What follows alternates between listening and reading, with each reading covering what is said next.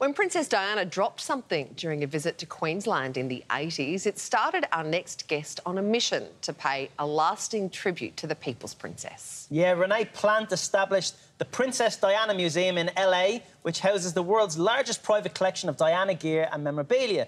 The museum was founded with the blessing of Diana's sons and her friends, and Renae joins us now from LA. Hello, Renae.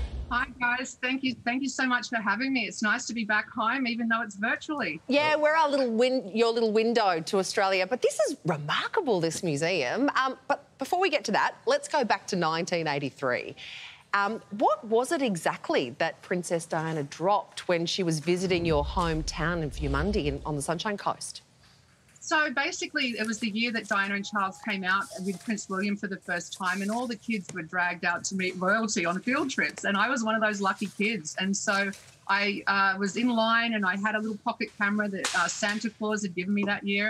And I was taking photos, snapping away, and I snuck off around the back to take photos of her feet. And I ended up being on the side of her, the paparazzi, and it was me. And so she stopped in front of me. I looked up, I was speechless for the first time in my life. She shook my hand and it made me feel like I'd known her forever. With that, she walked on, but I hadn't said anything. So I snuck under the barricade, and you can see on the photo there, that's me, 12 years old, walking behind them. And as I'm walking down the path, a friend of mine says, "Oh, Diana's dropped something in the dirt."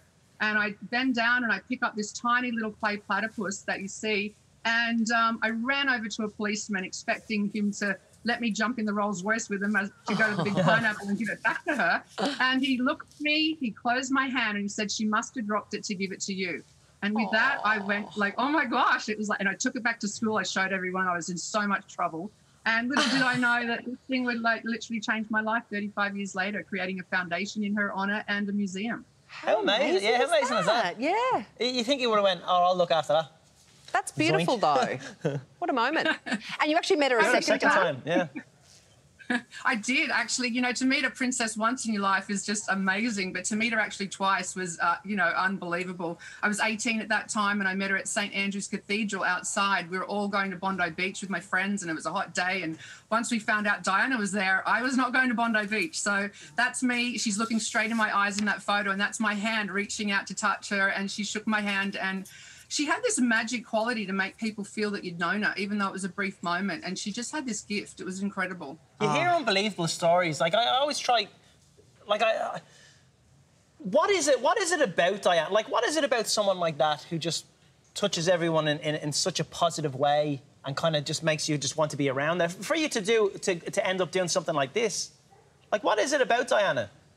So I've been fortunate enough to be able to interview some of the people closest to her, and everybody that I've interviewed has said that she did have this gift to make people, whether it was a touch on the face, a hug. She had this kindness about her, and it was global. It was infectious, and I think, like, she's still relevant today, all these years later. She certainly is. All right, we want to talk about your incredible collection.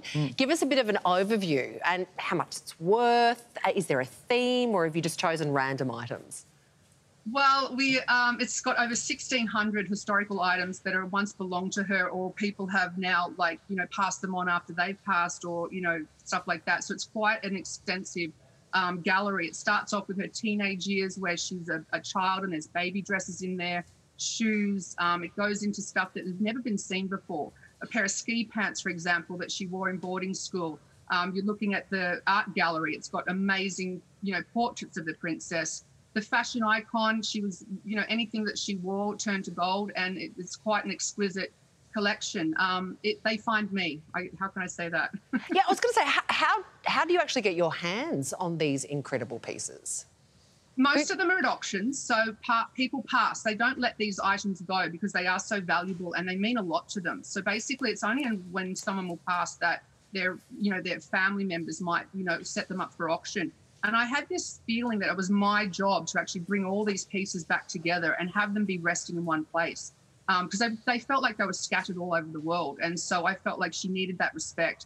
She needed to be honoured, and that's what I've done. I put them all in one place for people to see. That's amazing. What about that little platypus then? Would that be your favourite piece in the museum, or do you have one?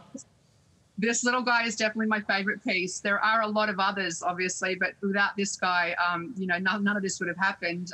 The Versace dress that we lent to Kensington Palace for an exhibit is quite extraordinary. It's a piece of art in itself. It's heavily beaded. Wow. She wore that with Patrick de Mercielier, and, you know, it was an iconic piece. They featured that on the cover of Harper's Bazaar the year she died. So, yeah, there's so many incredible pieces. They're just... I'm gravitated to the pieces that haven't been sold at Christie's auction, like the Versace dress you just saw. That was in a cupboard for 20 years in Germany. And, you know, they released it. So I like to find those kind of items that haven't been seen. You know, they're the ones that I attract to. It's a crying shame that these incredible pieces are hidden in cupboards, and I think it's wonderful what you've done with it, creating this wonderful exhibition. Her boys, Prince Harry and no longer Prince Harry, Harry and Prince William have given their blessing. How did you go about getting that from them? So I thought it was very important initially, before I even started the project, to reach out to them and let them know my intentions. I shared the platypus story, you know, the photos that I'd taken and stuff, and they were very touched and honoured that I was doing that and took an interest. And so they gave me their blessing.